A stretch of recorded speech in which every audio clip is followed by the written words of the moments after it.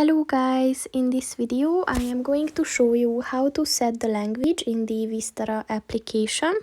But first I just want to mention, don't forget to subscribe to my channel, because at 10,000 subscribers I am going to show you my whole YouTube revenue statistics and growth strategy, as well as how to make money online. Let's jump into it. First of all, open the application on your phone. And then click on the three lines at the top of the page on the left. And then click on the UK button at the very bottom of the line. And then click on the English button at the select language section. And as you can see, the only available language here is English, so just click on the done button.